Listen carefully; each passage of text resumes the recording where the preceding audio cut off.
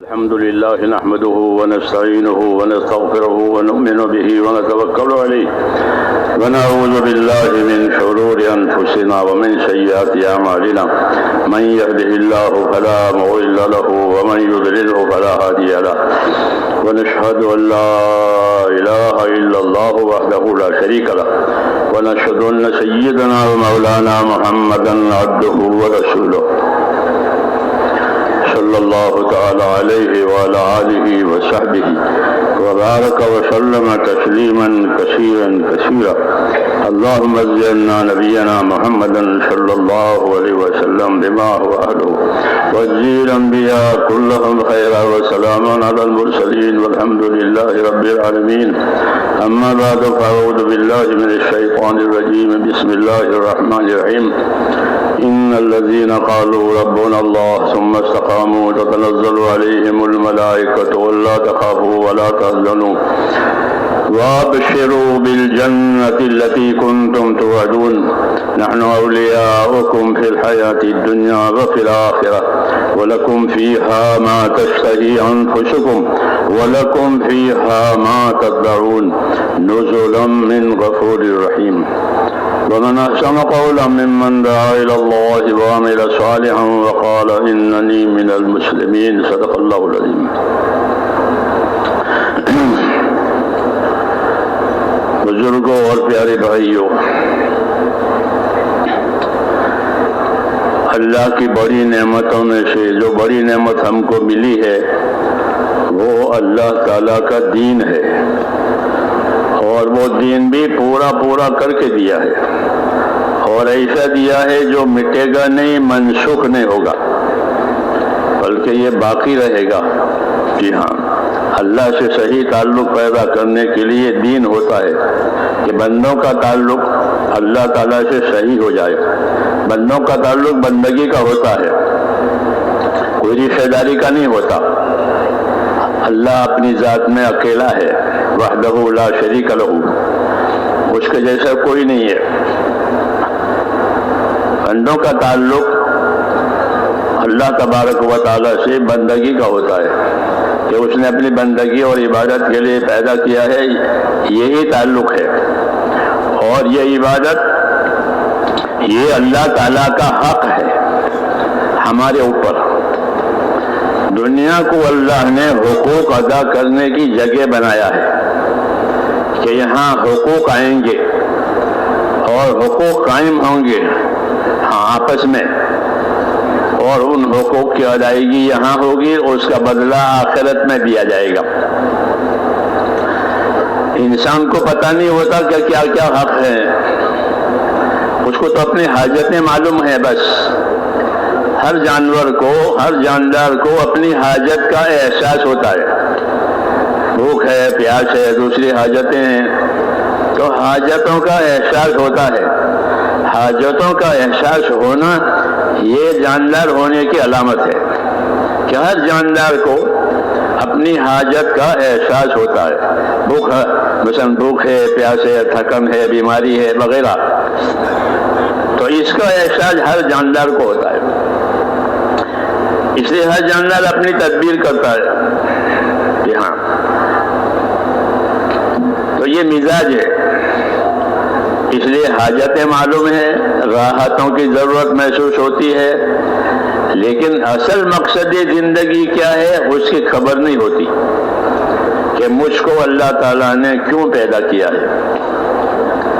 تو جو پیدا کرے گا وہ مقصد پیدا کرنے کا بتاوے گا، دوسرا نہیں بتا سکتا، دوسرا بتا ہی نہیں سکتا۔ جو پیدا کرے گا وہ بتاوے گا کہ یہ مقصد ہے۔ ہر کام میں کہ جو کوئی چیز ایجاد کرتا ہے تو وہ بتاوے گا کہ ایجاد کرنے کا یہ مقصد ہے، یہ دوا اس کام کے لیے ایجاد ہوئی ہے، یہ چیز اس کام کے لیے ایجاد ہوئی ہے۔ ہاں، جو چیز ایجاد کرتا ہے وہ اس کا نفع بھی بتاتا ہے، اس کا طریقہ استعمال بھی بتاتا ہے، اس کا مقصد بھی بتاتا ہے۔ اللہ تعالیٰ نے ہم کو ایجاد کیا ہے۔ ایجاد کا مطلب یہ ہے کہ ہم نہیں تھے، ہم کو وجود دیا، ہم نہیں تھے، کوئی نہیں تھا، कान अल्लाह वलम यकुन शै, एक अल्लाह है, वही था, वही है, और कोई नहीं था। हाँ, सिर्फ अल्लाह की जात थी वाजिबुल वजूद, और कोई नहीं था। फिर अल्लाह ताला ने कायनात बनाई है, ज़मीनों को, आसमानों को, समंदरों को, पहाड़ों को, मुख्तलिफ मसलहतों के लिए, मुख्तलिफ नफ़ों के लिए, मुख्तलिफ ज़रूरतों के लिए ये सब चीज़ें पैदा की है। और पैदा करके हमको बताया कि इन चीज़ों को तुम्हारे लिए पैदा किए और इन चीज़ों को तुम्हारे काम में भी लगाया है। हाँ, तुम क्या इस्तेमाल करोगे, मैं खुद इनको तुम्हारे काम में लगाता हूँ, क्योंकि इंसान तो कमज़ोर पैदा हुआ है, तो ये इन चीज़ों से क्या काम लेगा और इनको क्या काम बतावेगा। इसलिए अल्लाह ताला ने इन चीज़ों को बनाया और हमारी क्या क्या ज़रूरतें इनसे वाबस्ता है उस कामों में उनको लगा दिया। ये बात है। हाँ, और ये अल्लाह के करम की बात है, वरना कोई मांगने नहीं गया था कि हमको ये चाहिए, या कोई मांगने नहीं गया। इनका वजूद ही नहीं था, ये क्या मांगते। इनको ही अल्लाह ने वजूद दिया है। फिर वजूद देने के बाद इनको अपने तकाजे समझ में आए, और ये कमज़ोर हैं, ये अपने तकाजे पूरे करने की इनमें कोई ताकत नहीं है, कोई असबाब पैदा करने की ताकत नहीं है। तो अल्लाह ताला ने जो जो तकाजे इनके अंदर पैदा होते हैं उसके लिए असबाब पैदा किए। इसको कहते हैं अल्लाह का परवरिश का निज़ाम। पालने के लिए ये चीज़ें हुई है कि इनको पालना है, अल्लाह परवरदिगार है, पालने वाला है, तो पालने के लिए निज़ाम बनाया कि इनमें हाजतें पैदा कर दी, फिर हाजतों के लिए असबाब पैदा कर दिए और असबाब के इस्तेमाल करने के तरीके सिखा दिए। बच्चा पैदा होता है तो उसको दूध पीने का तरीका सिखाया जाता है अल्लाह की तरफ से कि तुझे दूध पीना है। एक ज़माना दूध पीने का होगा तो उसको दूध पीने का तरीका सिखाया जाता है परवरिश के लिए। हाँ, वो माँ से भी मानुस होता है, अपनी माँ से वो मानुस होता है, वो दूध पीना सीखता है, वो दूध पीता रहता है जब तक दूध का ज़माना होता है। तो ये परवरिश का निज़ाम है। हाँ, और परवरिश करना ये अल्लाह के करम की निशानी है कि अल्लाह करीम है, बंदों पर करम करना चाहते हैं इसलिए निज़ाम किया, वरना अल्लाह पर कोई चीज़ ज़रूरी और वाजिब नहीं है। इसलिए बंदों को ये समझाया कि तुम्हें ये सारी चीज़ें हमने अपने करम से दी है। अल्लाह करीम है, बगैर मांगे दे और अपनी शान से दे और देता रहे, ये शाने हैं अल्लाह ताला की। अंबिया किराम आकर के इंसानों को अल्लाह की शानें समझाते हैं, ये अल्लाह की शानें हैं, ये अल्लाह की कारीगरियाँ हैं, ये अल्लाह की कुदरत है, ये अल्लाह की नेमतें हैं, ताकि इन चीज़ों को समझने के बाद इनका रुख अल्लाह की तरफ हो जाए। आम तौर पर अंबिया किराम जो दावत देते हैं वो अपनी दावत में कहीं तो नेमतों को समझाते हैं, कहीं कुदरत को समझाते हैं।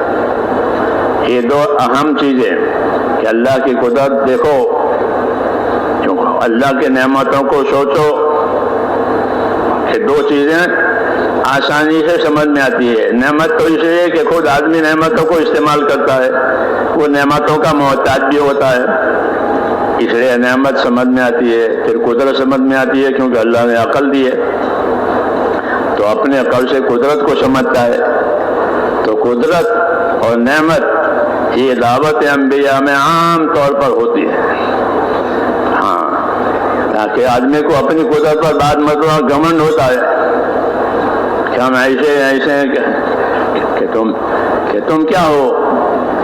फरमाया इंसान को अल्लाह ने कमज़ोर पैदा किया है, खुलिक़ल इंसान व ज़ईफ़ा, आदमी कमज़ोर पैदा किया गया है। इसमें इरादे की भी कमज़ोरी है, अमल की भी कमज़ोरी है और बहुत कमज़ोरियाँ हैं।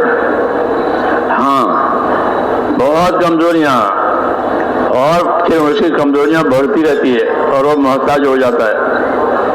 लेकिन अल्लाह ताला अपने करम से उनकी परवरिश करता है, उनकी हाजतें पूरी करता है। हाँ, नेमतें दे करके اور دوسری بڑی چیز کہ ان کے کامیابی کے لیے ایک تو حاجتوں کا پورا ہو جانا ہے اور ایک کامیاب ہونا ہے. یہ دو چیزیں الگ الگ ہے. حاجتوں کا پورا ہونا ہر جاندار کے ساتھ ہے. ہر جاندار کی حاجتیں ہوتی ہیں اور ہر جاندار کی حاجت کو اللہ ہی پوری کرتا ہے. بڑی بڑی مچھلیاں سمندروں میں ہیں، بڑے بڑے جانور جنگلوں میں ہیں، ان کی حاجت کون پوری کرتا ہے؟ کہ اللہ پوری کرتا ہے. ہاں، وہ اپنی روزی اٹھائے نہیں پھرتے. اللہ کہتے ہیں کہ دیکھ لو یہ جانوروں کو کہ وہ اپنی روزی اٹھائے نہیں پھر رہے ہیں. آپ تو ناشتہ دان لے جاتے ہیں، توشہ لے جاتے ہیں. جی ہاں، وہ اپنی روزی اٹھائے نہیں پھرتے. تو ان کو روزی کون دیتا ہے؟ کہ ان کو روزی ان کا پیدا کرنے والا دیتا ہے. ان کی پرورش کا نظام ہے. تو ایک نظام میرے دوستو ظاہری پرورش کا ہے، جیسے حاجتیں پوری ہو جاویں، راحتیں ہو جاویں، کام چلے. دوسری پرورش وہ مقصد زندگی کے لیے ہے کہ زندگی کے مقصد کے لیے پرورش کرنا. ایک زندگی ضرورت کے لیے پرورش کرنا، ایک زندگی کے مقصد کے لیے پرورش کرنا. کہ ان کو اللہ تعالیٰ نے کیوں زندگی دی ہے، انسانوں کو اور اسی طرح زمین پر جناتوں کو. یہ دو مخلوق ہیں. اس مخلوق سے اللہ مخاطب ہے. ان دونوں سے اللہ مخاطب ہے. یا معاشر الجن والانس، او انسانوں اور جناتوں کے گروہ. تو اللہ ان کی طرف مخاطب ہے. ہاں، ان سے خطاب ہے، ان سے بات چیت ہے. جی ہاں، ان پر ذمہ داری ڈال دی ہے اللہ نے، انسانوں پر اور جناتوں پر. اس لیے ان سے خطاب ہوتا ہے، ان سے بات ہوتی ہے. ہاں، ان کو زندگی کی ذمہ داریاں سمجھائی جاتی ہے. باقی مخلوق کی حاجتیں پوری کی جاتی ہے. جی ہاں، ان کو پالا جاتا ہے، ان سے اور کچھ نہیں. ان کو اللہ پالیں گے اور جو ہمارے کام کے ہوں گے ان کو ہمارے کام میں لگائیں گے. یہ نظام الہی ہے کہ جو ہمارے کام کے ہوں گے ان کو ہمارے کام میں لگائیں گے. ہاں، باقی وہ جو چاہے پیدا کرے. یخلق ما لا تعلمون، اللہ وہ چیزیں پیدا کرے گا کہ تم جانتے بھی نہیں ہو. جو کہا تو یہ اللہ کا نظام ہے کہ ہم کو ایک مقصد کے لیے پیدا کیا ہے. چونکہ مقصد سے ہم بے خبر تھے، اس لیے ہم کو مقصد کی طرف رہبری کرنے والے لوگ پیدا کیے اللہ نے. وہ نبی کہلاتے تھے. وہ اپنے اپنے زمانے میں آتے تھے اور انسانوں کو ان کی زندگی کا مقصد سمجھاتے تھے.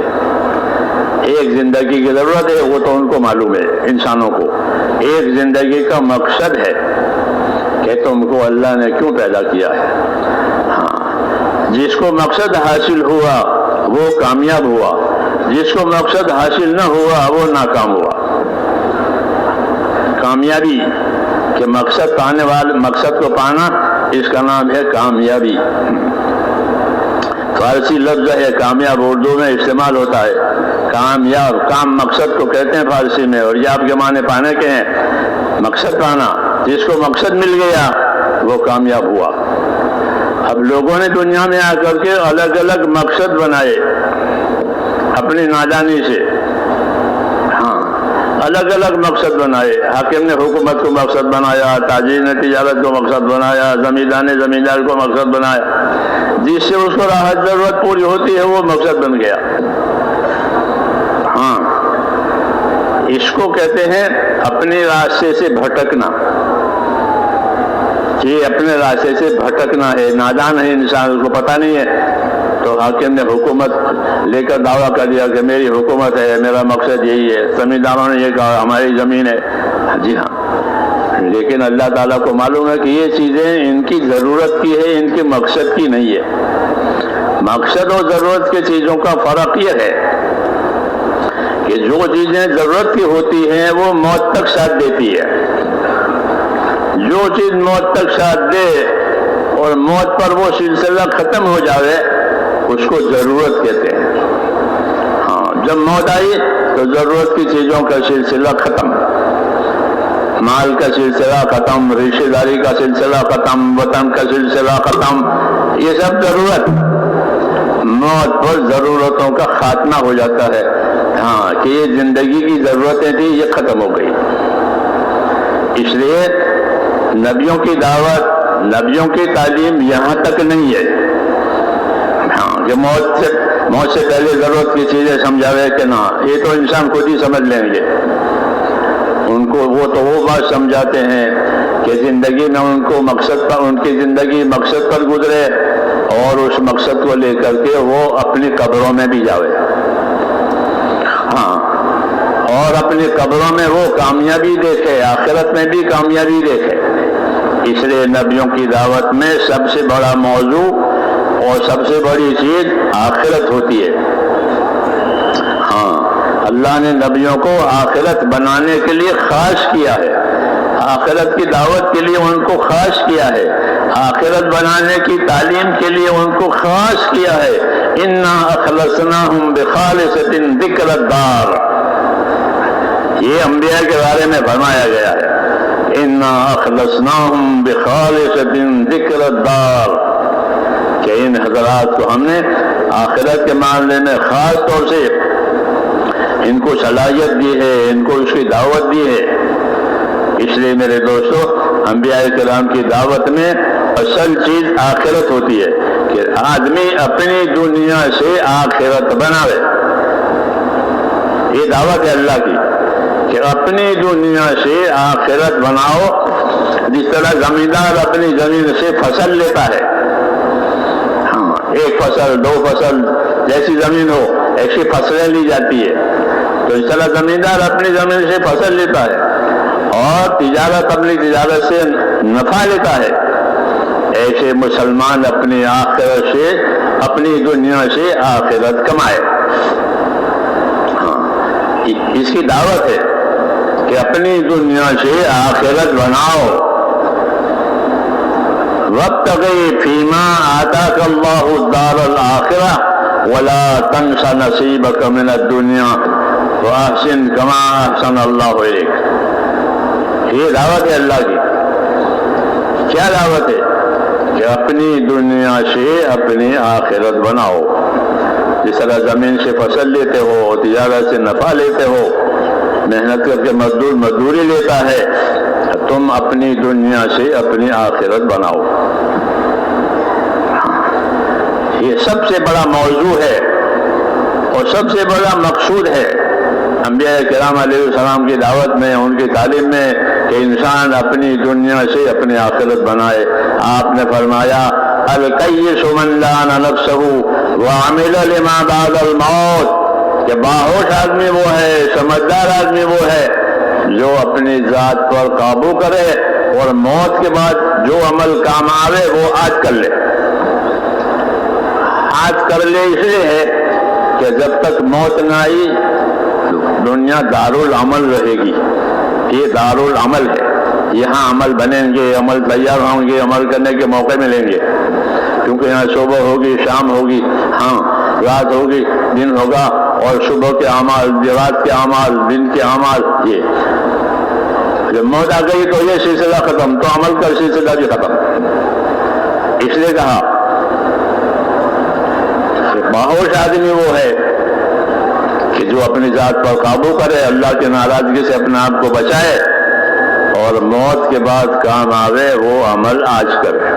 کل کا بھروسہ نہیں ہے، کل کا بھروسہ نہیں ہے کہ کل زندگی بھی رہے گی کہ نہیں رہے گی، اور زندگی رہے گی تو موقع بھی رہے گا کہ نہیں رہے گا۔ ہاں، دنیا ہے، دنیا ہے، اس میں تغیرات ہوتے رہتے ہیں، اس میں فتنے بھی ہوتے رہتے ہیں اور بہت چیزیں ہوتی ہیں، اور یہ سب چیزیں انسان کی طرف متوجہ ہوتی ہے، کسی اور جاندار کی طرف متوجہ نہیں ہوتی۔ ہاں، جتنی نعمتیں ہیں، جتنے فتنے ہیں، وہ انسان وہی کی طرف آتے ہیں۔ اس لیے کہا کہ موقع غنیمت سمجھے کہ سمجھدار آدمی وہ ہے کہ اپنی ذات پر قابو کرے اور موت کے بعد کام آنے والا عمل آج کرے۔ تو یہ نبیوں کی دعوت ہے کہ اپنی دنیا سے اپنی آخرت بنائی جائے، اور ہم کو رسول صلی اللہ علیہ وسلم نے اور وضاحت سے سمجھایا۔ ہاں، ہاں آپ کی دعوت میں کمال ہے، آپ کی تعلیم میں کمال ہے، تو ہم کو اللہ کے نبی نے اور وضاحت سے سمجھایا۔ کیا سمجھایا؟ یہ سمجھایا کہ ان الدنیا خلقت لکم وانکم خلقتم للآخرہ، کہ اللہ نے ساری دنیا کو تمہارے لیے پیدا کیا ہے۔ یہ انعام ہے، اکرام ہے، یہ احسان ہے اللہ کا کہ دنیا کی تمام نعمتوں کو ہمارے لیے پیدا کیا ہے۔ سمندر کے اندر کی نعمتیں بھی ہمارے لیے، سمندر کے موتی، سمندر کی مچھلی، سمندری کاروبار، ہاں یہ سب، اور سمندروں میں اس کا موقع، ورنہ پانی میں تو آدمی ڈوب جاتا ہے، لیکن سمندروں کے راستے سے کتنی کمائیاں ہوتی ہیں، کتنے کاروبار ہوتے ہیں۔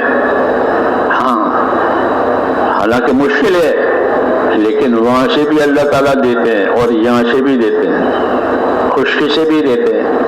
اس لیے حضور نے فرمایا کہ دنیا تمہارے لیے پیدا کی ہے، تمہارے نفع کے لیے، تمہاری راحت کے لیے، تمہاری ضرورت کے لیے، اور کسی مخلوق کے لیے دنیا نہیں بنائی، حالانکہ بڑی بڑی مخلوق ہے۔ تو آپ نے فرمایا کہ دنیا تمہارے لیے پیدا کی گئی ہے۔ یہ تو بشارت ہے کہ دنیا کی ساری نعمتیں تمہارے لیے۔ آگے دعوت ہے، یہ نبیوں کا طریقہ ہے کہ وہ بشارتوں کے ساتھ، فضائل کے ساتھ مقصد زندگی سمجھاتے ہیں، اس کی دعوت دیتے ہیں۔ پہلے تو بتا کہ دنیا تمہارے لیے، ساری نعمتیں تمہارے لیے، اور تم کو کہ تم کو اللہ نے آخرت کے لیے پیدا کیا ہے۔ ان الدنیا خلقت لکم وانکم خلقتم للآخرہ، دنیا کو تمہارے لیے پیدا کیا ہے اور تم کو آخرت کے لیے بنایا ہے۔ یہ ہوئی دعوت، ہاں یہ ہوئی دعوت، یہ ہوئی مقصد زندگی کی طرف رہبری، کہ دنیا کے انسانوں کو اللہ نے ان کی آخرت بنانے کے لیے پیدا کیا ہے۔ اس لیے اللہ کی نظر میں سمجھدار وہ آدمی ہوگا جو اپنی دنیا سے آخرت بناوے۔ ہاں تو اس کی محنت اور اللہ نے جو مقصد بنایا وہ دونوں ایک ہو گئے، کہ اللہ نے پیدا بھی کیا تھا اس مقصد کے لیے، اس کی محنت بھی آخرت کے لیے ہو گئی، کہ ہاں اس کی محنت مقصد کے مطابق ہے۔ جس کی محنت مقصد کے مطابق ہوگی وہ کامیاب ہوگا، اور جس کی محنت سے مقصد فوت ہو جائے وہ نامراد ہوگا۔ یہ قاعدہ ٹھہرا کہ جس کی محنت سے مقصد فوت ہو گیا، محنت ہی غلط ہوئی اور مقصد فوت ہو گیا، تو یہ ضل سعیہم فی الحیات الدنیا، یہ وہ قسم ہے کہ ان کی کوششیں، ان کی محنتیں، ان کی قربانیاں دنیا میں ضائع ہو گئی۔ وہم یحسبون انہم یحسنون صنعا، اور وہ اپنے دل میں یوں سمجھ رہے ہیں ہم تو بہت کچھ کر رہے ہیں، حالانکہ کچھ نہیں ہے، مقصد ان کا فوت ہو گیا ہے، کوششیں ان کی غلط ہے۔ اس لیے اللہ تعالیٰ نے نبیوں کو بھیج کر کے میرے دوستوں زندگی کا مقصد سمجھایا، اور مقصد کے لیے کیسی کوشش کرنی چاہیے وہ بھی سمجھایا۔ تو مقصد دنیا کی زندگی سے آخرت بنانا ہے، کیونکہ اللہ نے اس کی دعوت دی ہے۔ اللہ آخرت کو پسند کرتے ہیں، دنیا پر اللہ نے لعنت ڈال رکھی ہے۔ ہاں حدیثوں میں کہ دنیا پر دنیا میں نحس الدنیا، یہ ملعون ہے۔ آخرت کہ آخرت اللہ کے نزدیک پسندیدہ ہے، اور آخرت کو اللہ باقی رکھیں گے۔ آخرت کو ہمیشگی دی ہے، دنیا کو ہمیشگی نہیں دی ہے۔ آخرت کو بہتر بھی بنایا اور اس کو ہمیشگی بھی دی ہے۔ والآخرت خیر وابقا، آخرت کی دو صفت بیان کی ہے کہ آخرت دنیا سے بہت بہتر ہے۔ ہاں کہ دنیا میں تغیرات آتے ہیں، جی ہاں ان تغیرات کی وجہ سے طبیعت زندگی تنگ ہو جاتی ہے، کہ وہاں ایسا نہیں ہوگا۔ جو آخرت بنا کر کے جائے گا وہ آخرت میں ایسا نہیں دیکھے گا کہ اس کی زندگی تنگ ہو جائے، بلکہ فرمایا والآخرت خیر وابقا، کہ آخرت جو ہے وہ تو دنیا سے بہت بہتر ہے۔ اور دوسری صفت خاص کیا ہے کہ کہ آخرت باقی رہنے والی ہے، وہ باقی رہے گی، ختم نہیں ہوگی۔ آخرت کو اللہ نے ابدیت دی ہے، ہمیشگی دی ہے، دنیا کو فنائیت دی ہے۔ یہ امتیاز ہے دونوں کے درمیان میں کہ دنیا کو فنائیت دی ہے اور آخرت کو ابدیت اور ہمیشگی دی ہے۔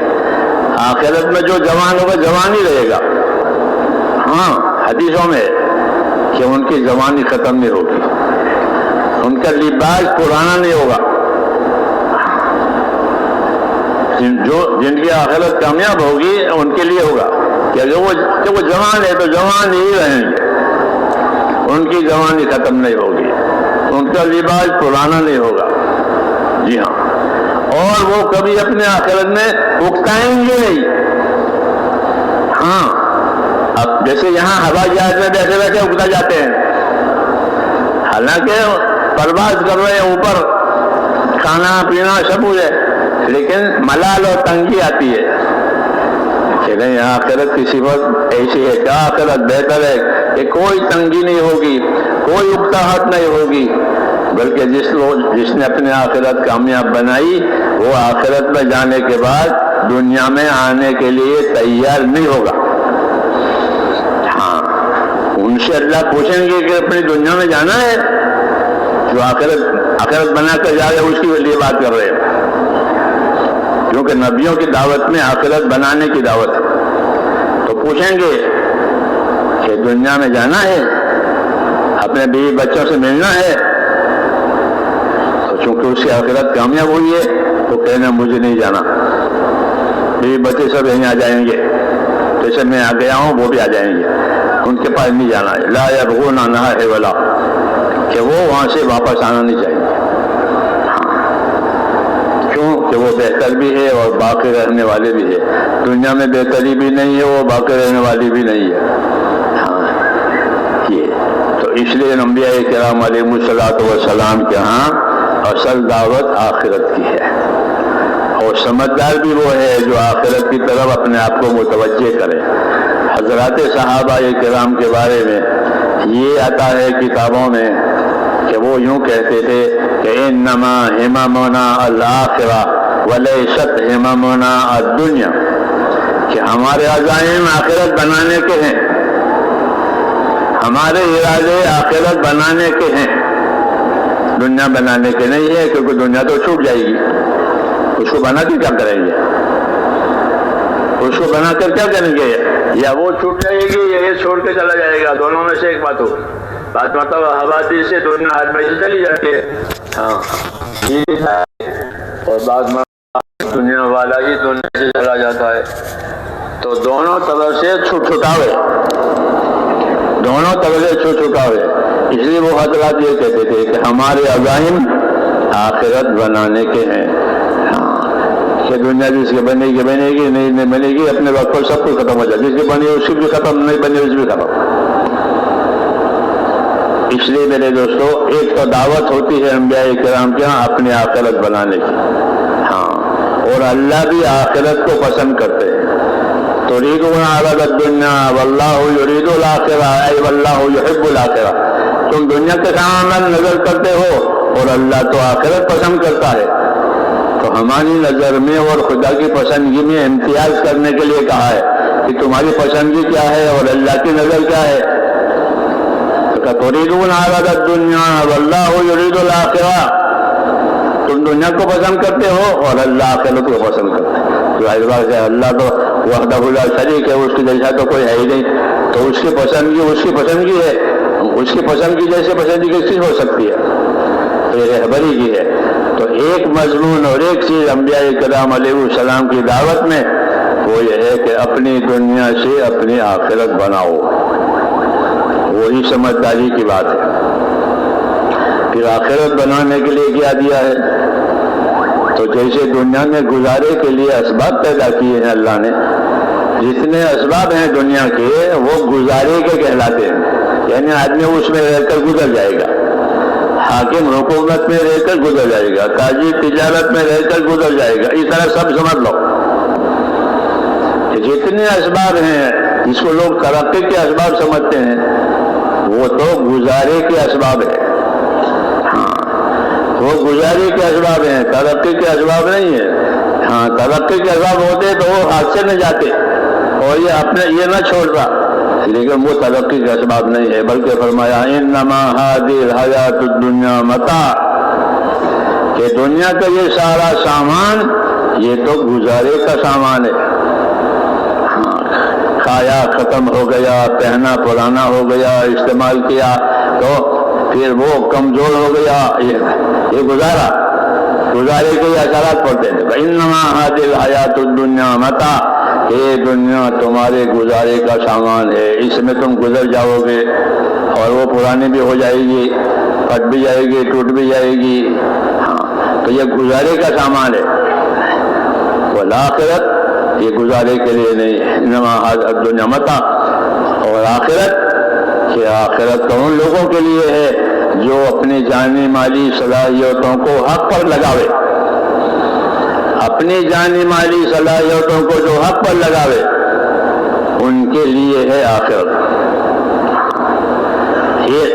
یہ ہم کو رہبری دی ہے کہ آخرت کس کے لیے ہے، کہ جو اپنی جانی مالی صلاحیتوں کو آخرت پر لگاوے۔ اس لیے دعوت آخرت بنانے کی ہے کہ اپنی دنیا سے اپنی آخرت بناؤ۔ پہلا سبب اپنی دنیا سے آخرت بنانے کا وہ ایمان ہے، اللہ سے تعلق ہے۔ کہ اللہ سے تعلق پیدا کرو بندگی کا، کیونکہ بندگی اور عبادت یہ اللہ کا حق ہے ہم پر۔ کہ حدیثوں میں کہ اللہ کا حق ہے کس پر، کہ بندوں پر۔ وہ کیا حق ہے؟ کہ اللہ کا حق بندوں پر یہ ہے کہ وہ اللہ کی عبادت کرے اور اس کے ساتھ کسی کو شریک نہ کرے، یہ اللہ کا حق ہے۔ اللہ کے حقوق سمجھانے کے لیے ہی اللہ کا نبی آتا ہے، کیونکہ ہم کو نہیں معلوم اللہ کے کیا حقوق ہیں۔ ہم کو تو اپنی حاجتیں معلوم ہوتی ہے، اپنی راحتیں معلوم ہوتی ہے، طبیعت تقاضا کرتی ہے ان چیزوں کی، اس لیے وہ معلوم ہو جاتی ہے، لیکن اللہ کا کیا حق ہے وہ نبی بتاتا ہے کہ اللہ کا حق یہ ہے کہ اسی کی عبادت کی جائے گی، اس کے ساتھ کسی کو شریک نہیں کیا جائے گا، اپنے آپ کو بندہ بنا کر زندگی گزارنے ہے۔ جب یہ اپنے آپ کو بندہ بنا کر زندگی گزارے گا تو اللہ اس کے ساتھ پروردگار ہو کر کریمانہ معاملہ کریں گے، کرم کا معاملہ کریں گے، کیونکہ اپنے آپ کو اس نے بندہ بنایا، تابعدار بنایا۔ حضور صلی اللہ علیہ وسلم کی نصیحتوں میں اور آپ کے بیانوں میں یہ بات ہے کہ اس طرح کی زندگی ہوئی تو اللہ زندگی کے حالات صحیح کر دیں گے۔ کیوں؟ کہ انہوں نے اپنے آپ کو بندہ بنا کر اللہ کے سامنے پیش کیا، ہم تیرے بندے ہیں، تو ہمارا مولا ہے، جو تیری مرضی ہے اسی کے مطابق کریں گے، جو تیری مرضی ہے وہ نہیں کریں گے۔ پھر اللہ کا معاملہ ان کے ساتھ کرم کا ہوگا، مدد کا ہوگا، حالات بنائے جائیں گے۔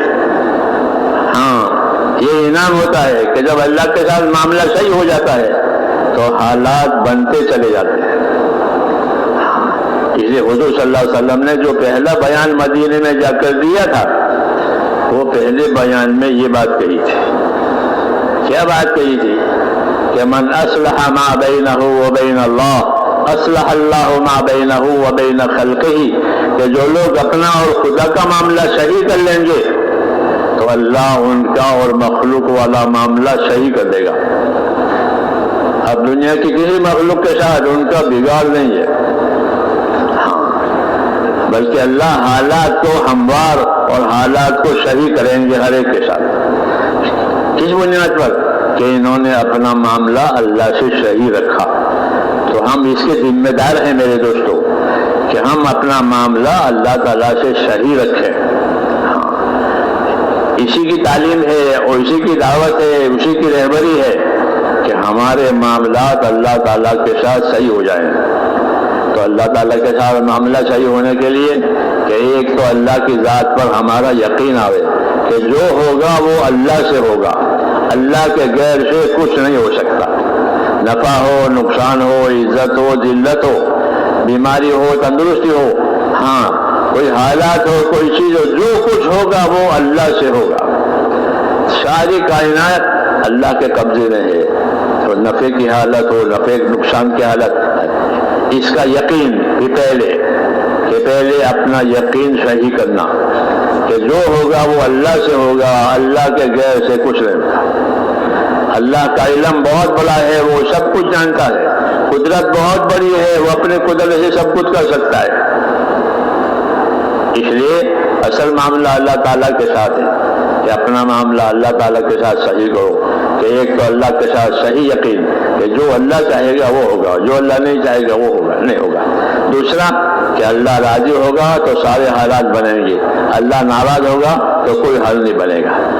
اچھے حالات والے اسباب بھی ڈالیں گے، لیکن اللہ ناراض ہے تو ان اسباب میں بھی حالات بگڑ جائیں گے، کیوں کہ اللہ ناراض ہے۔ اور اللہ راضی ہے تو کہ آگ میں بھی باغ بناوے اور پانی میں بھی راستہ بناوے اور دشمن کو بھی دوست بنا دے۔ ہاں، کیوں؟ اللہ راضی ہے۔ تو اللہ راضی ہونے سے حالات بنتے ہیں، اللہ کے ناراض ہونے سے حالات بگڑتے ہیں۔ یہ انبیاء کرام کی دعوت میں ہے کہ حالات کا تعلق دنیا کے اسباب سے نہیں ہے کہ مال ہوگا تو حالات بن جائیں گے، اقتدار ہوگا، عہدہ ہوگا، فوج ہے، لشکر ہے، سامان ہے، اس سے حالات بننے کے گنا، اس سے نہیں۔ مولانا محمد یوسف صاحب رحمۃ اللہ علیہ اس بات کو اس طرح سمجھاتے تھے، فرماتے تھے کہ دنیا کے تمام اسباب اللہ کی قدرت کے سامنے ایسے ہیں جیسے آپ کے سامنے خالی برتن رکھے ہوئے ہوں، خالی پیالے رکھے ہوئے ہیں، خالی پلیٹیں رکھی ہوئی ہیں ہمارے سامنے۔ کیا مطلب ہے؟ ان خالی برتنوں میں ڈالنے والا جو ڈالے گا اس سے یہ برتن بھر جائے گا۔ پیالیاں چائے کی رکھے خالی ہے، کب ڈالنے والے نے دودھ ڈالا تو وہ دودھ سے بھر گئی، چھاچھ ڈالی تو وہ چھاچھ سے بھر گئی، پانی ڈالا پانی سے بھر گئی۔ یہ مثال دیتے تھے دنیا کے اسباب کے بارے میں کہ دنیا کے اسباب میں جو حال اللہ ڈالے گا وہ ہوگا۔ جیسے تم اب پیالی میں دودھ ڈالو تو پیالی دودھ سے بھر جائے گی، پانی ڈالو تو پانی سے بھر جائے گی۔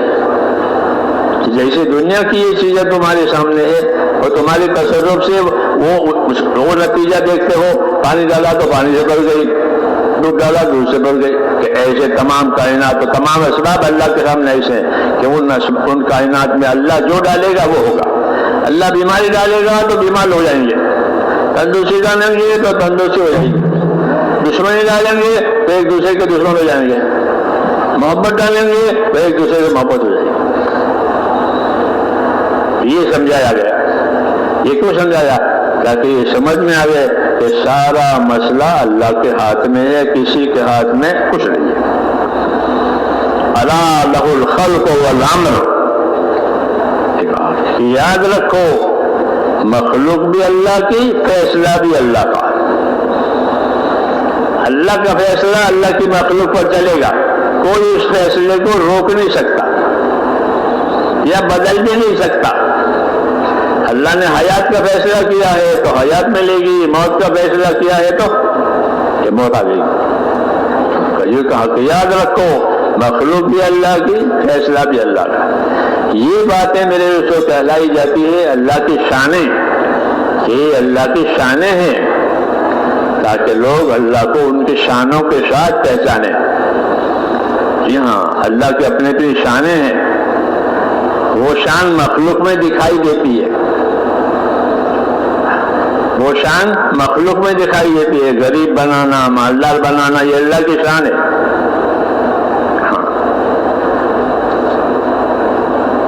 جب ہم یہاں رہتے تھے نظام الدین میں تو عشاء کی نماز پڑھنے کے لیے ایک مسجد میں جاتے تھے، مسجد قریش۔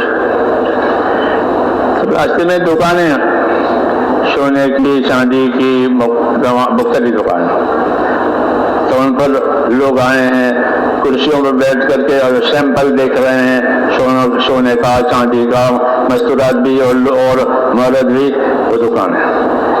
اور جب پھر رات کو وہ دکان بند ہو جاتی ہے، عشاء کی نماز میں جاتے ہیں تو وہ دکان بند ہے، اس دکان کی سیڑھیوں پر ایک آدمی میلا کچیلا، اس کو اپنا ہوش نہیں ہے، وہ وہاں پڑا ہوا ہے.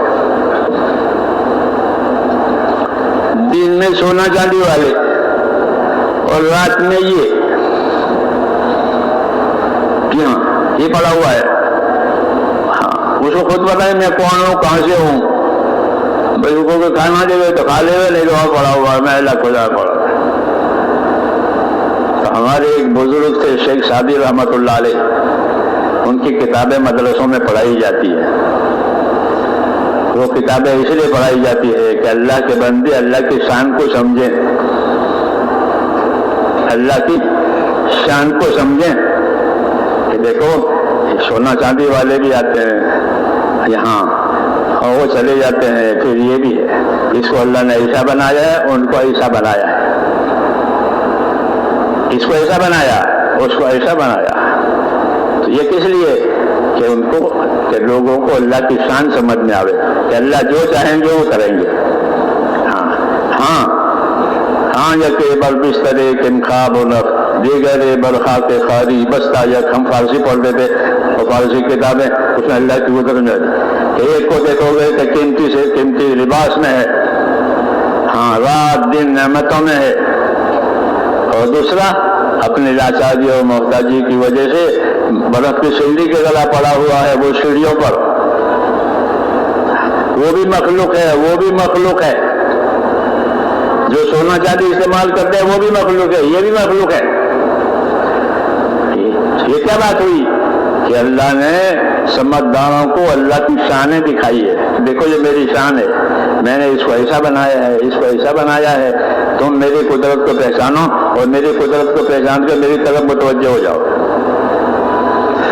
تو اپنی شانیں دکھا کر کے بھی اللہ تعالیٰ اپنی طرف متوجہ کرتے ہیں.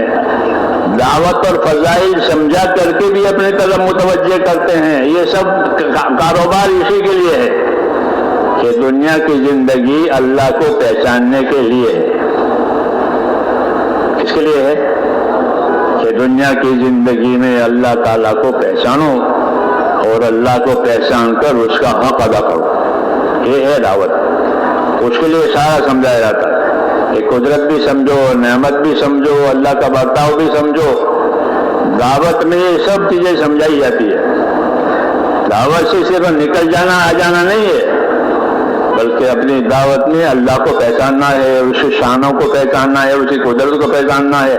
ہاں، پھر جب جب یہ چیز اس کو کھلے گی اس کو اللہ سے محبت پیدا ہوگی، اللہ سے تعلق بڑھے گا، اللہ کی طرف امیدیں قائم ہوگی. ہاں، اللہ کی طرف امیدیں قائم ہوگی. ایمان قائم ہوتا ہے تو بندہ اللہ سے امیدوار رہتا ہے کہ میرا اللہ یہ کرے گا، میرا اللہ یہ کرے گا، میرا اللہ یہ کرے گا. ہاں، تو یہ سب چیزیں اللہ نے اپنا تعلق پیدا کرنے کے لیے بھی پیدا کی ہے، اور مستقل نبیوں کو اسی لیے بھیجا ہے کہ بندے جو بے خبر پیدا ہوتے ہیں ان کو صحیح رخ بتاؤ اور میری خدائی ان کو سمجھاؤ، اور میری خدائی سمجھا کر ان کو میرے راستے پر لاؤ، تاکہ دنیا کا امن اور دنیا کا سکون ہم ان کو دیں اور آخرت کی نعمتیں دیں. کہ آخرت میں تو وہ نعمتیں دینی ہے جو ختم نہیں ہوگی، اور دنیا میں کہ دنیا میں ایسے بندوں کو جینے کے لیے پاک زندگی دی جائے گی. یہ ہوا معاملہ اللہ کا شروع. جی ہاں، یہ سب سمجھا کر کہ دنیا میں جینے کے لیے، کہ دنیا میں جینے کے لیے پاک زندگی دیں گے. من عمل صالحا من ذکر او انثى وهو مؤمن فلنحيينه حياة طيبة وَلَنَجْزِيَنَّهُمْ أَجْرَهُمْ بِأَحْسَنِ مَا كَانُوا يَعْمَلُونَ. یہ دو باتیں فرمائی ہے کہ جو لوگ اپنی زندگی میں اللہ سے صحیح تعلق پیدا کر کے ہمیں ایمان لا کر اپنی عملی زندگی صحیح بنائیں گے تو ایسے لوگوں کو ہم دنیا میں جینے کے لیے پاک زندگی دیں گے. ہاں، یہ کہا کہ زندگی ان کی پاکیزہ ہوگی. کہ من عمل صالحا من ذکر او انثى وهو مؤمن فلنحيينه حياة طیبہ. کہ جو لوگ ایمان لا کر اپنی زندگی عملی صحیح کریں گے تو ایسے لوگوں کو دنیا میں جینے کے لیے جو زندگی دی جائے گی وہ زندگی پاک اور صاف ستھری ہوگی، حیاتاً طیبہ، پاک زندگی جینے کے لیے دیں گے کہ ان کی زندگی کفر سے پاک ہوگی، شرک سے پاک ہوگی، گناہوں سے پاک ہوگی، ظلم سے پاک ہوگی، ہر وہ بات جو اللہ کو ناپسند ہے اس سے ان کی زندگیاں پاک ہوگی۔ ایسی زندگی جینے کے لیے دیں گے، یہ پہلا وعدہ ہے دنیا کا کہ اللہ پر ایمان لا کر اللہ کی تابعداری کر کے کیا ملے گا کہ پاک زندگی جینے کے لیے دیں گے، کہ اس میں اللہ سے تعلق بھی صحیح رہے گا اور حالات بھی صحیح رہیں گے، دونوں حالات بھی صحیح ہو جائیں گے اور اللہ سے تعلق بھی صحیح ہو جائے گا۔ تو کہا کہ ہم ان کو جینے کے لیے پاک زندگی دیں گے کہ ان کی زندگی گناہوں سے، پریشانیوں سے، تنگیوں سے پاک ہوگی، ان کے تعلقات آپس کے صحیح ہو جائیں گے ایمان کی برکت سے، کہ ایمان جب قائم ہوتا ہے تو آپس کے تعلقات صحیح ہو جاتے ہیں۔ ایمان جب زندگیوں میں قائم ہو جاتا ہے تو آپس کے تعلقات صحیح ہو جاتے ہیں، پھر اغراض اور نفسانیت نکل جاتی ہے۔ یہ وعدہ ہے اللہ تعالیٰ کا کہ ایمان پر اللہ جینے کے لیے پاک زندگی دیں گے۔ ان الذین آمنوا وعملوا الصالحات سیجعل لهم الرحمن ودا، کہ جو لوگ ایمان لائیں گے، عمل کا اہتمام کریں گے، اللہ ان کے درمیان میں محبتوں کا انتظام کریں گے، ان میں محبت قائم کی جائے گی۔ محبت اللہ کی بڑی نعمت ہے، محبت بڑی نعمت، بڑی طاقتور نعمت ہے، اس لیے کہا کہ ان کے اندر محبتیں قائم کر دی جائے گی، کہ محبت ایسی طاقتور چیز ہے کہ اس کے سامنے تمام چیزیں آسان۔ محبت میں کوئی چیز کڑوی نہیں لگتی، محبت ہے تو کوئی چیز کڑوی نہیں لگتی محبت کے دائرے میں، بلکہ کڑوی بھی میٹھی لگتی ہے کہ محبت ہے۔ جی ہاں، محبت کا تانبا سونا معلوم ہوتا ہے۔ جی ہاں، محبت تو اس کا کرشمہ ہی الگ ہے کہ محبت کی وجہ سے اتنے جلدی حالات بدل جاتے ہیں۔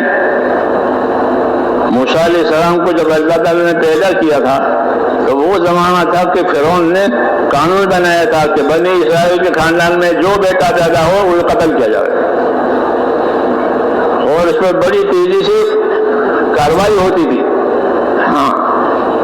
کہ اس کی جو پولیس تھی وہ ایسے بچوں کو اٹھا لیتی تھی جیسے چیل مرغی کے بچے کو اٹھاتا ہے، بالکل درگزر نہیں، بالکل چھوڑنا نہیں۔ ہزاروں بچے قتل ہوئے، اب موسیٰ علیہ السلام پیدا ہوئے، مشکل ہو گیا، مشکل ہو گیا۔ تو اللہ تعالیٰ فرماتے ہیں موسیٰ ہم نے تمہارے اوپر محبت ڈالی تھی، وَأَلْقَيْتُ عَلَيْكَ مَحَبَّةً مِّنِّي، کہ موسیٰ علیہ السلام سے بچنے کے لیے کوئی فوج آئی تھی، کوئی فوج آئی تھی موسیٰ علیہ السلام کو بچانے کے لیے، وہ تو غریب خاندان میں ہے، وہاں جگہ جب فوج آئی تو موسیٰ علیہ السلام کے بچنے کے لیے، ان کو بچانے کے لیے اللہ کہتے ہیں موسیٰ میں نے تمہارے اوپر محبت ڈال دی تھی، وَأَلْقَيْتُ عَلَيْكَ مَحَبَّةً مِّنِّي، تاکہ تمہارا کام چلے۔ تو محبت ڈال کر حفاظت کی ظالم بادشاہ کے ماحول میں، بادشاہ ظالم تھا، دشمن تھا، کھلا ہوا دشمن، تو اس کے ماحول میں ان کی حفاظت کے لیے اللہ نے محبت ڈالی۔ اب جو دیکھتا تھا اس کو محبت کر کے یہ بچہ ہے، یہ بچہ ہے، تو جو دیکھتا تھا اس کو محبت ہو جاتی تھی، جو دیکھتا تھا اس کو محبت ہو جاتی تھی۔ تو محبت کے سائے میں پرورش کرائی ہے، یہ قدرت ہے، کوئی فوج نہیں، کوئی لاؤ لشکر نہیں، کچھ نہیں، محبت۔ تو اللہ تبارک و تعالیٰ ایمان کی برکت سے دلوں میں محبت ڈالتے ہیں، اس لیے مسائل آسان ہو جاتے ہیں۔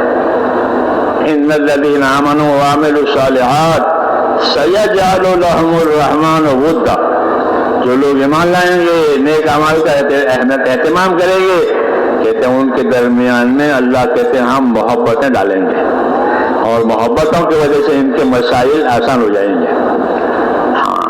یہ نظام الہی ہے۔ مدینے کے لوگ دشمن تھے دو گروہ میں، اور برسوں سے دشمن چلے آتے تھے۔ اب ان کے پاس آیا ایمان حضور صلی اللہ علیہ وسلم کی دعوت کی وجہ سے، آپ کی تعلیم کی وجہ سے، تو ان کی وہ عداوتیں ختم ہو گئی اور وہ ایک دوسرے کے بھائی ہو گئے۔ ان میں محبتیں اللہ نے ڈال دی۔ موسیٰ علیہ السلام پر ان کی شخصیت پر انفرادی محبت ڈالی تو کوئی اس کو قتل کرنے کے لیے تیار نہیں، ہاں بلکہ سب کو محبت ہو گئی۔ انفرادی محبت کا نتیجہ موسیٰ علیہ السلام کے قصے میں، اجتماعی محبت کا نتیجہ حضور صلی اللہ علیہ وسلم کی سیرت میں، کہ حضور صلی اللہ علیہ وسلم کی دعوت مدینے والوں نے اپنائی اور اپنی زندگیوں کا رخ بدلا، تو ان میں آپس میں محبتیں پیدا ہو گئی۔ وَاذْكُرُوا نِعْمَةَ اللَّهِ عَلَيْكُمْ اِذْ كُنْتُمْ أَعْدَاءً فَأَلَّفَ بَيْنَ قُلُوبِكُمْ فَأَصْبَحْتُمْ بِنِعْمَتِهِ إِخْوَانًا، کہ تم اللہ کا احسان سوچو، تم تو دشمن تھے دو گروہ میں اور برسوں سے دشمن ہوتے چلے آئے، اب اللہ نے وہ دشمنیاں تمہارے دلوں میں سے نکال دی ہے اور تم کو ایک دوسرے کا محبوب بنایا، ایک دوسرے کا بھائی بنا دیا، محبت ڈال کر کے۔ تو محبت اللہ تعالیٰ کی نعمت ہے اور ایمان اور عمل صالح کی وجہ سے یہ ملتی ہے، کہ جب ماحول میں ایمان آوے، عمل صالح آوے، نیک عمل آوے تو ماحول صحیح ہو جاتا ہے، معاشرت اور رہن سہن صحیح ہو جاتا ہے، محبتیں قائم کر کے ان کی دشواریاں ختم کر دی جاتی ہے، کہ ایمان عمل کی برکات میں سے ہے کہ ان کے درمیان میں محبت ہوگی، یہ بھائی چارہ ہو جائیں گے۔ تو جو دنیا کی زندگی میں جو عمل دنیا کی زندگی میں بہتری پیدا کرے گا وہی عمل آخرت میں بھی بہتری پیدا کرے گا۔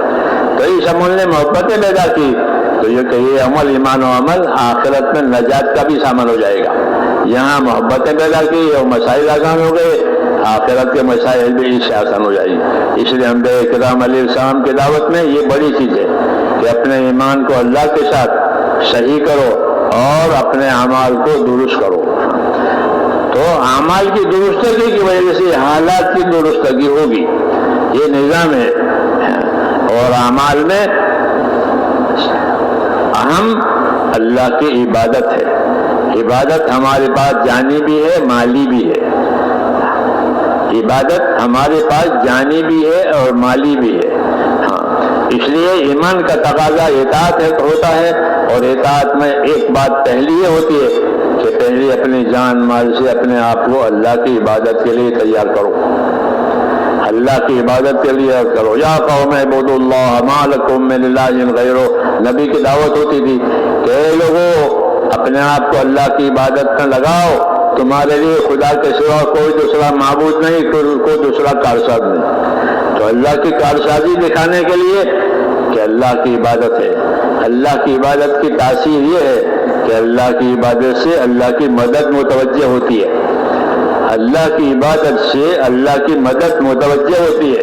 ایاک نعبد و ایاک نستعین، اے اللہ تیری ہی عبادت کریں گے اور تجھ ہی سے مدد لیں گے۔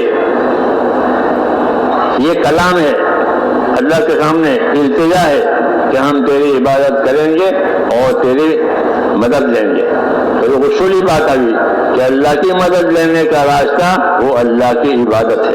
کہ جب زندگیاں اللہ کی عبادت پڑے گی، عبادت پر زندگیاں پڑے گی تو پھر اللہ کی مدد کے راستے کھلیں گے، اور جب اللہ کی مدد کے راستے کھلیں گے تو پھر دنیا کی تنگیاں دور ہو جائیں گی اور حیات پاکیزہ ہو جائے گی۔ جیسے کہا کہ پاک زندگی دیں گے، اس لیے میرے دوستو پاک زندگی بنانے کے لیے ایک تو ایمان شرط ہے کہ اپنے اندر ایمان پیدا کرو، اللہ کا تعلق صحیح پیدا کرو۔ ایمان کی محنت سے ایمان بنتا ہے، ایمان کی محنت سے، ایمان کی دعوت سے اندر ایمان بنتا ہے، اندر یقین بنتا ہے، اندر خوف پیدا ہوتا ہے۔ اس لیے ہم کو ایمان کی دعوت کا بھی ذمہ دار بنایا، اور ایمان کی وجہ سے عبادت کا بھی ذمہ دار بنایا، اور ایمان کی وجہ سے ہم کو انصاف کا بھی ذمہ دار بنایا۔ یہ تینوں چیزوں کے ہم ذمہ دار ہیں، ہاں تینوں چیزوں کے ہم ذمہ دار ہیں۔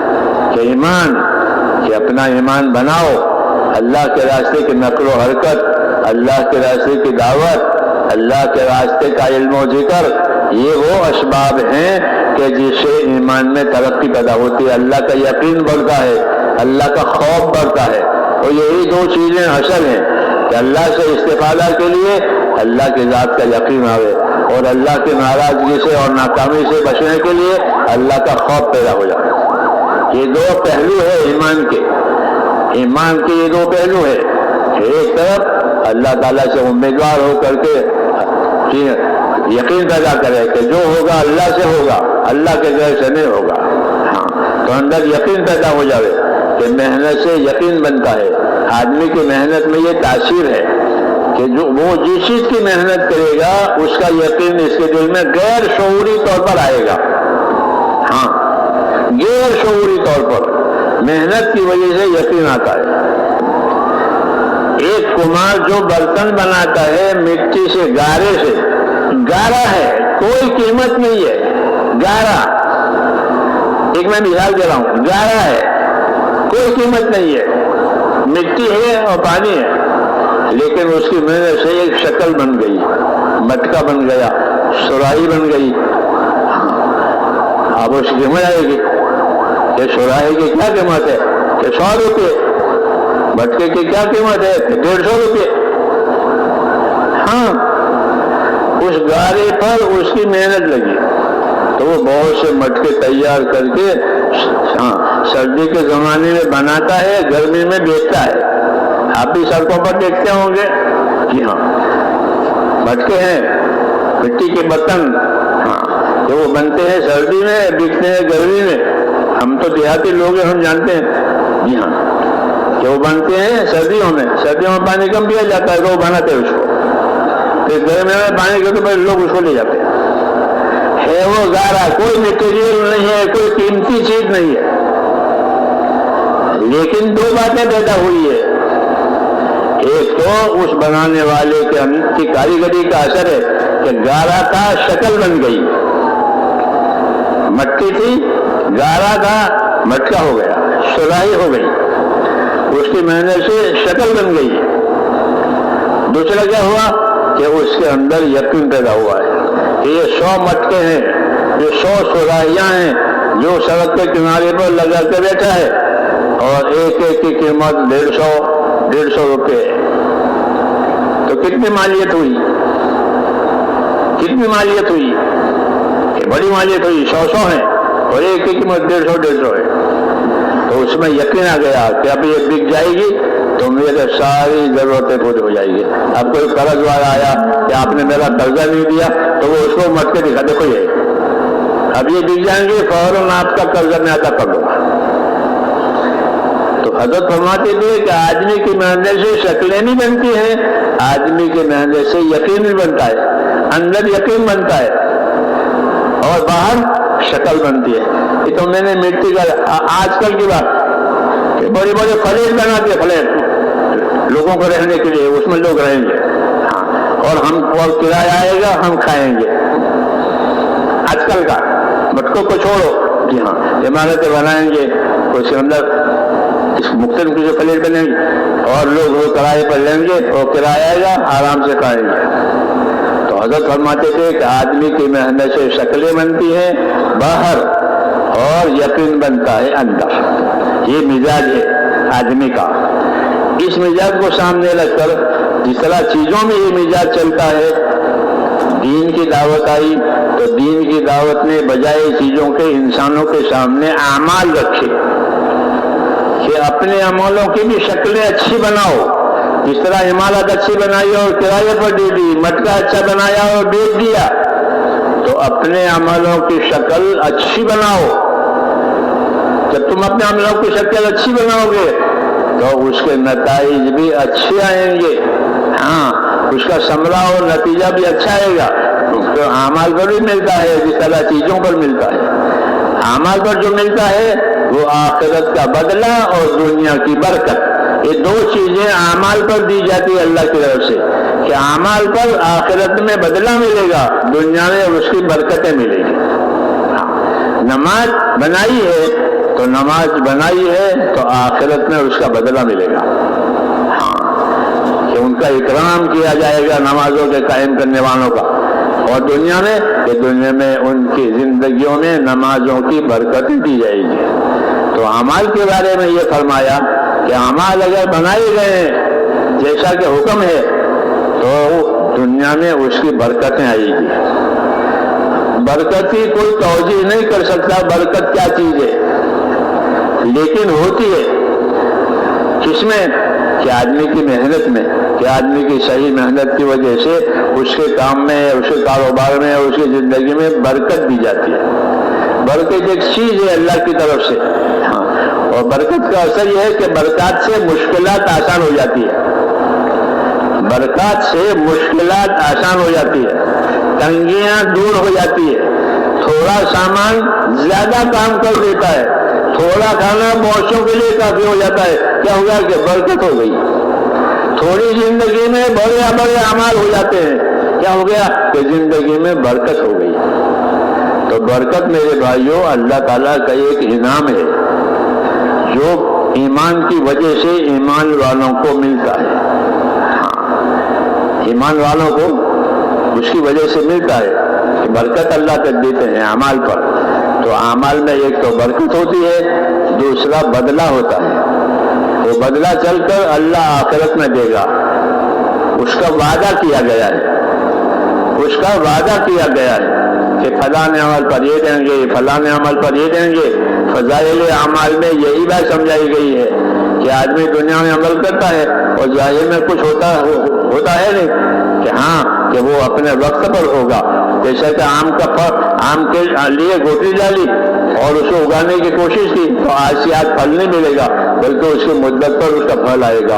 اس طرح تمہارے کو عمل کی دعوت دی ہے اور اس عمل کا نتیجہ اپنے وقت پر آئے گا، اس طرح پھل اپنے موسم میں آیا کرتا ہے، اس کو فضائل کہتے ہیں۔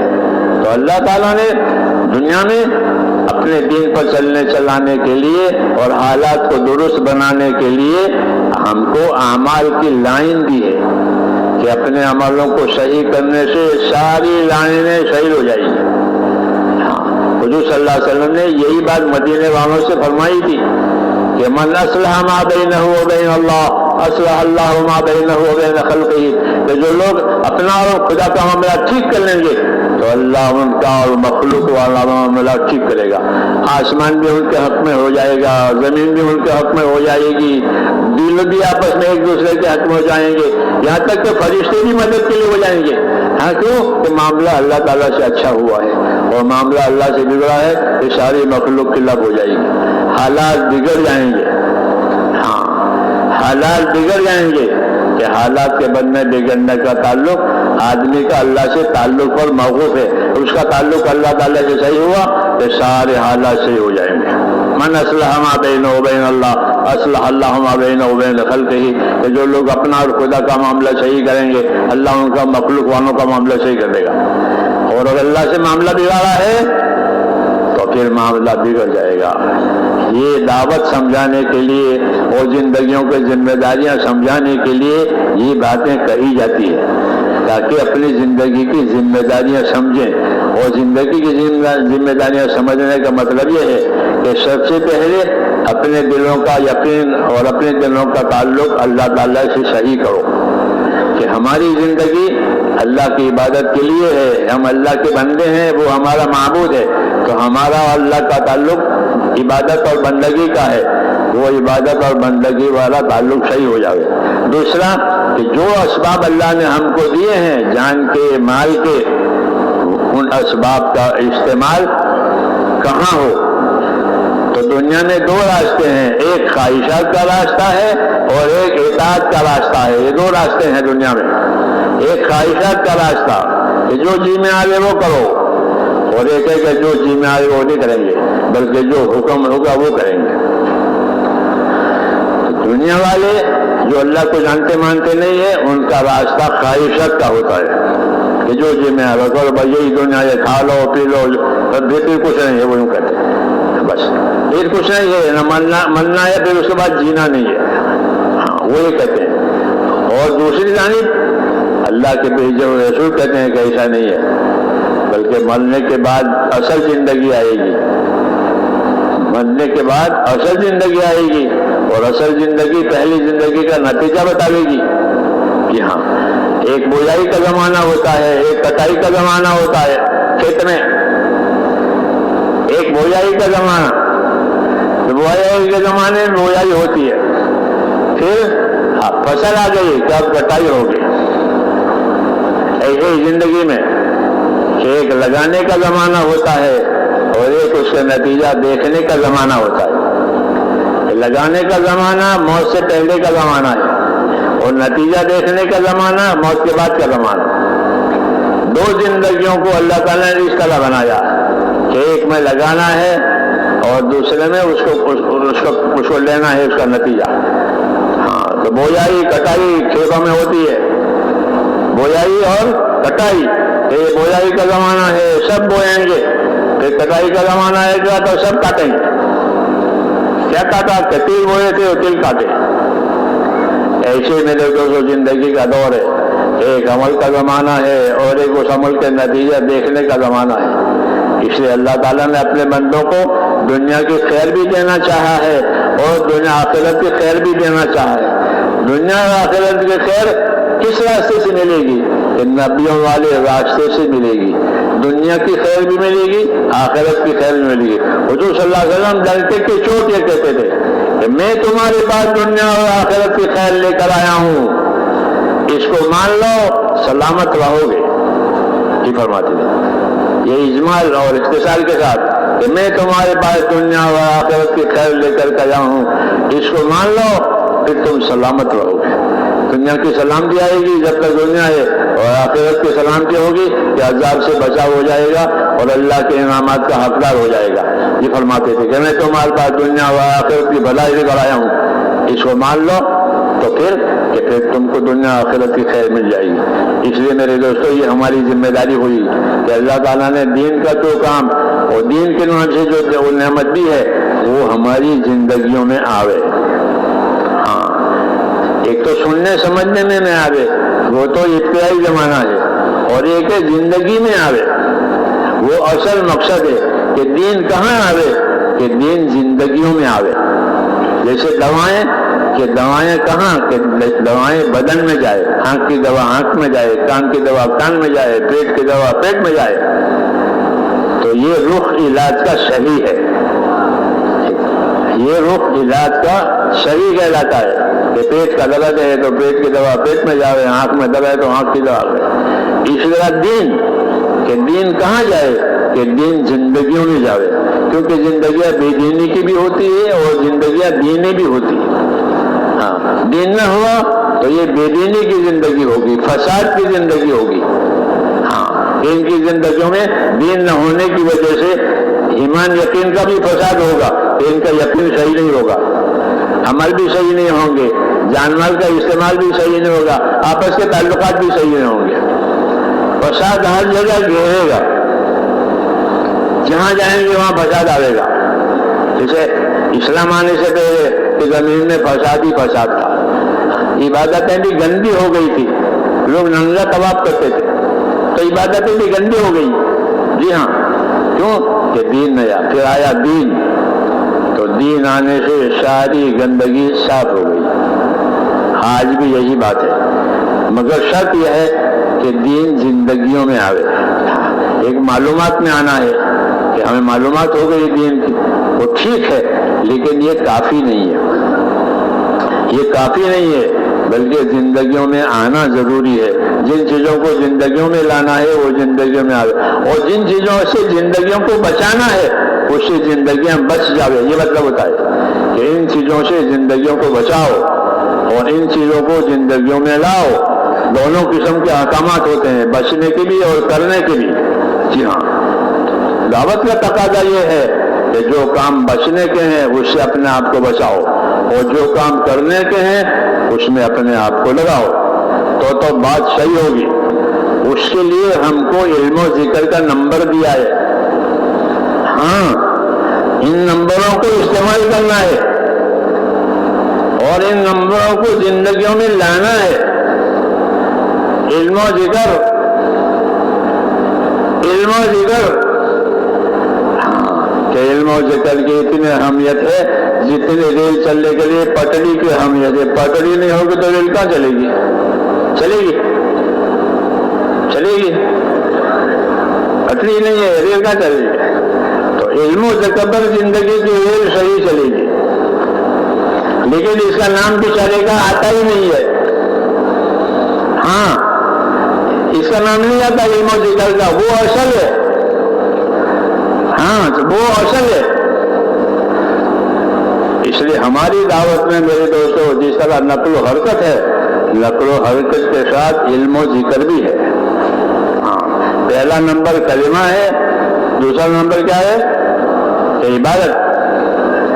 عبادت کہ کرنے والی زندگی میں عبادت بھی ہوگی، اور پھر اللہ سے اور بندوں سے تعلقات صحیح رکھنے کے لیے علم و ذکر ہوگا، تاکہ تعلق اللہ سے بھی صحیح رہے، ایمان عبادت والا، اور اللہ کے بندوں سے بھی صحیح رہے. اس لیے علم و ذکر دیا گیا ہے، لیکن آج علم و ذکر کا نام نہیں ہے. ہاں نبی کریم صلی اللہ علیہ وسلم کی دعوت کا بڑا اثر یہ ہوا تھا کہ لوگوں کی جہالت ختم ہو گئی. کیا ختم ہو گئی؟ جہالت ختم ہو گئی، کیونکہ دعوت علم و ذکر والی تھی. دعوت صرف حرکت والی نہیں تھی کہ صرف خالی حرکت سے کیا ہوتا ہے؟ خالی چکی چلے، نہ آتا ہے نہ جانا ہے، تو کوئی بھی پسند نہیں کرے گا کہ بھائی چکی تو چلنی چاہیے، حرکت ہونی چاہیے. لیکن حرکت کیا دانے کے ساتھ کہ دانے ڈالو آٹا نکالو. ہماری حرکت ہونی چاہیے اللہ کے راستے کی نقل و حرکت، دین کے کاموں کے لیے نقل و حرکت، نماز کے لیے جانا آنا، یہ سب حرکتیں ہیں. تو یہ سب حرکتیں ہونی چاہیے اور ہوگی، لیکن علم و ذکر کے ساتھ. ہاں علم و ذکر کے ساتھ. نماز کے لیے حرکت کرنی ہے، اپنے گھر سے مسجد میں جانا ہے. کہاں جانا ہے؟ اپنے گھر سے مسجد میں، یہ حرکت ہے. یہ تو اس کا علم و ذکر ہونا چاہیے، اس کا علم و ذکر ہونا چاہیے کہ اپنے گھر سے مسجد میں کہیں جاؤ گے. تو دو ایک تو ہے کہ نماز پڑھنے کے لیے جائیں گے اور جا کے نماز پڑھ لیں گے، یہ تو روز کی بات ہے. اور ایک نماز کا اہتمام کریں گے کہ گھر سے وضو کر کے جائے گا. کیوں کہ گھر سے وضو کر کے جانے والا مسجد میں نماز پڑھنے والا ایسا ہے جیسا گھر سے احرام باندھ کر حج کو جائے. یہ فضیلت ہے، یہ فضیلت ہے. علم و ذکر میں فضیلت بھی آتی ہے، علم و ذکر میں طریقہ بھی آتا ہے. اس لیے بڑی ضرورت میرے دوستوں ہماری دعوت کو سنوارنے کے لیے علم و ذکر کی ضرورت ہے. کہ علم و ذکر ہماری دعوت میں آیا تو ہماری دعوت پر روشنی پڑے گی. ہاں کس کی؟ علم کی اور ذکر کی. یعنی علم آئے گا کہ یہ حکم ہے اور اس کا یہ طریقہ ہے اور اس کی یہ فضیلت ہے. جسے میں نے کہا کہ اپنے گھر سے نماز کے لیے چلو، تو بھائی کل روزہ چلو، چلو اذان ہو کے نماز پڑھ لیں. اور ایک اذان ہونے والی ہے کہ وضو کر کے نماز پڑھ لیں. ہاں کہ وضو کر کے نماز پڑھنے گھر سے جانے والا اس کو کیا ملے گا؟ کہ اپنے گھر سے وضو کر کے نماز کر کے جانے والا ایسا ہے جیسے اپنے گھر سے احرام باندھ کر حج کو جانے والا. تو احرام باندھ کر حج کو جانا کوئی آسان کام ہے؟ آسان کام ہے کہ آسان کام نہیں ہے، لیکن اس مشکل کام پر جو فضیلت ملتی تھی وہ یہاں ملے گی. یہ علم و ذکر کا مطلب ہے کہ ہم جو عمل کریں ہمارے پاس اس عمل کی فضیلت ہو کہ اس پر مجھے میرا اللہ دینے والا ہے، مجھے یہ ملے گا. جیسے تاجر کوئی بھی آئٹم بیچتا ہے تو اس کو اندازہ ہوتا ہے کہ یہ اصل قیمت میں میرے یہاں اتنے پر آئی ہے اور اپنے گاہک کو اتنی قیمت پر دے رہا ہوں، یہ اصل قیمت ہے، یہ میرا اس پر نفع ہے. وہ یہ دونوں باتیں جانتا ہے، چاہے وہ صابن کی ٹکیا ہی کیوں نہ بیچے. میری بات سمجھ آ رہی ہے؟ صابن کی ٹکیا بیچے تو میرے یہاں یہ اتنے میں آئی تھی 1 درجن صابن اور آج میں اس کو اتنے پر بیچ رہا ہوں، تو یہ میری اصل قیمت ہے اور یہ میرا نفع ہے. اس کو تاجر کہتے ہیں کہ جو نفع لے اپنی تجارت میں اس کو تاجر کہتے ہیں، اور جو کھوٹ کھائے اس کو خاسر کہتے ہیں. کھوٹ کھانے والا عربی میں خاسر، دنیا میں کھوٹ کھانا. نفع لینے والا وہ تو تاجر ہوتا ہے. تاجر وہ ہوتا ہے جو نفع کماوے. نبی کریم صلی اللہ علیہ وسلم نے ایک عجیب بات فرمائی کیا بات فرمائی؟ دنیا کے انسانوں کی صلاحیتوں کو سامنے رکھ کر کہا کہ کل الناس یغدو فبائع نفسہ موبقہا و موتقہا، یہ دنیا میں ہر آدمی کی صبح شام ہوتی ہے، اور ہر آدمی اپنی صبح و شام میں وہ اپنی صلاحیتوں کا کاروبار کرتا ہے۔ اس طرح بازار میں لوگ اپنے مال سے کاروبار کرتے ہیں۔ دنیا میں زندگی ملی ہے تو ہر آدمی اپنی صلاحیتوں کو لگائے گا، کسی تاجر مال کو لگاتا ہے تجارت پر، ایسے دنیا میں لوگ اپنی اپنی صلاحیتوں کو لگائیں گے۔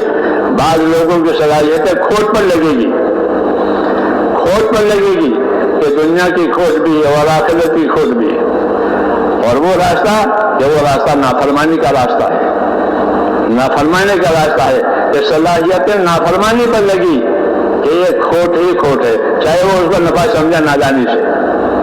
تو کہا کل الناس یغدو فبائع نفسہ موبقہا و موتقہا، کہ ہر آدمی کاروبار کرے گا، دنیا میں اپنی صلاحیت لگائے گا۔ بعض لوگ اپنی صلاحیتوں سے نفع کمائیں گے اور بعض لوگ اپنی صلاحیتوں سے کھوٹ میں اتریں گے کہ ان کی زندگی لگ گئی، ساری صلاحیتیں لگ گئی اور مصیبت بھی آ گئی۔ کیوں کہ صلاحیت غلط جگہ پر لگی، صحیح جگہ سے محرومی ہوئی۔ اس لیے میرے دوستو، اپنی صلاحیتوں کو صحیح رخ پر لانے کے لیے اللہ نے دین میں دعوت کا سلسلہ شروع کیا ہے۔ پہلے دن سے آدم علیہ السلام کے زمانے سے دعوت آ رہی ہے آدم کے اولاد کے لیے، یہ کرو، یہ مت کرو، یہ کرو، یہ دعوت ہوتی ہے، حق کی دعوت۔ تو حق کی دعوت پر جو چلے گا تو اس کی صلاحیت حق پر لگ گئی ہے، اور جو حق کو چھوڑ دے گا تو اس کی صلاحیت باطل پر لگ گئی ہے۔ یہ کھوٹ کا دھندا ہے، یہ کھوٹ کا دھندا ہے۔ ان کو پتہ چلے گا الذین ضل سعیہم فی الحیاۃ الدنیا وہم یحسبون انہم یحسنون صنعا، کہ سمجھ رہے تھے کہ ہم نے بڑا کاروبار کیا ہے، حالانکہ وہ پورا کھوٹ کا ہی کھوٹ ہے، ان کے لیے کچھ نہیں ہے، ان کے لیے نتیجے میں کچھ بھی نہیں ہے سوائے سزا کے۔ اس کے مقابلے میں ایک راستہ دعوت کا، ایک راستہ رحمت کا، کہ اپنی صلاحیتوں کو حق پر لگاؤ، اپنی صلاحیتوں کو اس پر لگاؤ کہ اللہ راضی ہو جائے، اور جو ذمہ داری اللہ نے جان مال کے استعمال کی رکھی ہے وہ اس جگہ ہماری جانی مالی صلاحیتیں لگے۔ یہ دعوت کا تقاضا ہے کہ اپنی جانی مالی صلاحیتوں کو وہاں لگاؤ جہاں اللہ نے چاہا ہے، اپنی اللہ کی عبادت پر لگاؤ، ایک اللہ کی عبادت پر لگاؤ۔ اللہ نے عبادتیں ہم پر قائم کی ہے، نماز، روزہ، زکوٰۃ، حج، ذکر، تلاوت، یہ عبادت کہلاتی ہے کہ اپنی صلاحیتوں کو عبادت پر لگاؤ۔ دوسرا کہ اپنی صلاحیتوں کو اخلاق پر لگاؤ، کہ تمہاری جان مال سے دوسروں کے ساتھ تمہارا برتاؤ صحیح ہو جائے، جان مال میں انصاف کا، احسان کا، ایثار کا۔ یہ تعلیم ہے کہ تم اپنے جان مال کے ساتھ دوسروں سے معاملہ انصاف کا کرو، حقوق کی ادائیگی کا کرو، انصاف سے کرو، کہ جو اپنے لیے پسند کرو وہ دوسروں کے لیے پسند کرو، جو اپنے لیے ناپسند کرو وہ دوسروں کے لیے ناپسند کرو۔ اس کو انصاف کہتے ہیں کہ بندوں میں انصاف کے ساتھ رہو۔ نبی کو حکم ہے کہ انصاف کے ساتھ رہو، امرت لأعدل بینکم، مجھے حکم ہے کہ تمہارے درمیان میں انصاف سے رہوں اور انصاف کروں، کہ انصاف کی وجہ سے ایک دوسرے کے حقوق کی حفاظت ہوتی ہے۔ تو اللہ کی عبادت اور مخلوق میں انصاف، تاکہ ایک دوسرے کے حقوق کی حفاظت ہو۔ ہاں، یہ تو انصاف کہلاتا ہے، اور انصاف سے آگے احسان ہوتا ہے، انصاف سے آگے احسان ہوتا ہے کہ انصاف کے ذریعے سے حقوق بھی دیے اور اپنی طرف سے مخلوق پر احسان بھی کیا۔ یہ تو بھائی تیرا یہ حق ہے اور یہ ہماری طرف سے ہے، تیرے ساتھ احسان۔ ہم نے سنا مولانا محمد الیاس صاحب رحمۃ اللہ علیہ کے بارے میں کہ جب ان کو سفر کہیں ہوتا تھا تو اس زمانے میں اتنی موٹریں، اتنی بسیں نہیں تھی، عام طور پر یہ ٹانگے ہوتے تھے، گھوڑا گاڑی۔ تو ایک ساتھی تھا، اس کا اپنا گھوڑا، اپنی گاڑی تھی، وہ یہی کام کرتا تھا بیچارہ۔ جب اس کو پتا چلتا تھا کہ حضرت کا کہیں سفر ہے تو وہ بغیر بلائے آ جاتا تھا، وہ کہا میں لے جاؤں گا اسٹیشن تک، اور جہاں آپ کو جانا ہے، کہ بہت اچھی بات ہے۔ تو اس کا معمول تھا، اور معمول یہاں سے بھی تھا حضرت کا، کہ اسی کے ٹانگے میں جاتے تھے جب وہ آ جاتا تھا، پھر اس کی مزدوری دیتے تھے، مزدوری مقرر تھی، کہ مزدوری کتنی کہ 12 آنے یعنی 75 پیسے، لیکن حضرت رحمۃ اللہ علیہ 75 تو اس کو پیسے دیتے تھے، تو 12 آنے یعنی 75 پیسے سے اوپر کچھ زائد پیسے دیتے، اور یہ فرماتے تھے بھائی یہ 75 پیسے تو تمہارا حق ہے ہمارے اوپر، اور یہ ہماری طرف سے ایک عطیہ ہے، ایک ہدیہ ہے، اس کو بھی قبول کرو۔ اس کو کہتے ہیں انصاف اور احسان۔ یہ جو 75 پیسے ہیں وہ تو انصاف کی بات ہے، وہ تو دینے پڑیں گے، اس کی ٹانگے میں سوار ہو کر گئے ہیں اور اپنی طرف سے کچھ زیادہ دیا، یہ احسان کہلاتا ہے۔ اور یہی چیز اللہ تعالیٰ نے بندوں کو سکھائی ہے، ان اللہ یامر بالعدل والاحسان، اللہ تمہیں حکم دیتا ہے انصاف کرنے کا، اللہ تمہیں حکم دیتا ہے احسان کرنے کا۔ یہ طریقہ بندوں کے درمیان میں رہنا ہے تو انصاف احسان کے ساتھ، اللہ کے ساتھ معاملہ کرنا ہے تو یہ ایمان اخلاص کے ساتھ۔ ہاں الگ الگ لائنیں ہیں، اللہ کا معاملہ ہے کہ اللہ کے معاملے میں ایمان اخلاص، یہ اللہ کے معاملے میں کہ ایمان لاؤ اور جو عمل کرو اخلاص سے کرو، اللہ کو راضی کرنے کے لیے کرو۔ تو اللہ کا معاملہ ہے تو ایمان اخلاص، بندوں کا معاملہ ہے تو انصاف احسان۔ یہ دعوت میں یہ بات سمجھائی گئی ہے، حضور صلی اللہ علیہ وسلم کی دعوت میں، نبیوں کی دعوت میں یہ باتیں سمجھائی گئی ہے کہ اللہ سے معاملہ کرنا ہے تو ایمان اخلاص، یعنی اللہ پر یقین، اس کے وعدوں کا یقین، اس کے عذاب کا خوف کا یقین، یہ سب چیزیں، اور عمل میں نیت صرف اللہ کو راضی کرنے کی ہے، اور کوئی چیز اندر نہ ہو کہ میرا اللہ مجھ سے راضی ہو جائے۔ تو اللہ کا معاملہ ہے ایمان اخلاص کا، مخلوق کا معاملہ ہے کہ انصاف احسان کا۔